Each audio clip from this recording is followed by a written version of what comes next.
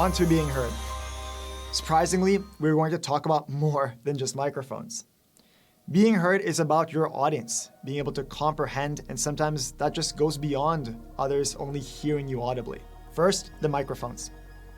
Similar to the technology engineered into Surface devices for the speakers, Surface devices have studio microphones with low signal-to-noise ratios and are tuned to pick up voice accurately. Let's have some fun with this. Here is what I sound like on my Surface Pro 8.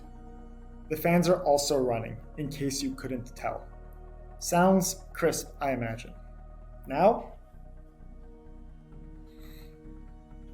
let's try at a distance of about 2 meters. How does that sound?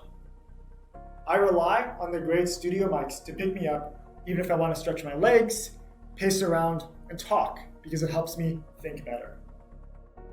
Like I said, my favorite conferencing experience are the ones where I don't need to use headset or earbuds of any kind. And so I'm super happy that I can always hear others clearly and know they can hear me clearly as well. There are folks you may be presenting to that prefer reading subtitles or transcriptions. I sometimes turn on subtitles for calls and also for some shows I watch on TV just to follow along more easily. Speech to text has come a long way and the results are very impressive. In PowerPoint, any presentation you do can automatically have subtitles included in them as you present in real time. It works seamlessly and effortlessly, even when talking fast, like I do sometimes as a bad habit. A similar feature is also available in Microsoft Teams for both live captions and transcription of what everyone is saying, which can be helpful to catch up in real time or follow along more casually. I think it's super cool how it can easily identify who is talking, especially when some people's voices over Teams can sound alike. Beyond PowerPoint and Teams hearing you, Windows can also hear you. You can use speech to text for all types of places where text input applies. This can be extremely handy in improving your processing speed, such as when you have lots of ideas you want to quickly put your thoughts into words, or if you don't have access to a keyboard like using a Surface Pro as a tablet, or just getting more comfortable trusting this type of input. Take a look at that accuracy from the control sample text above, which I just read aloud.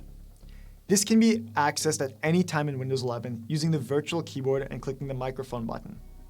For power users, you can use Windows key plus H and just start talking. Even cooler than that, in the settings menu, you can choose to have auto punctuation turned on and also have this tool visible on screen anytime you're about to type something. The last thing I want to share is just more about this on-screen keyboard. My sense is that it doesn't get much love, but it's very handy for single hand use in tablet mode. I sometimes like to give my wrists a break and just type things with my thumb instead using swipe gestures. You can also resize, place, and customize the keyboard to your liking, which is pretty cool and useful depending on how you grip your device. I'm always a fan of variety and changing up the ways I work with a PC to not strain my hands.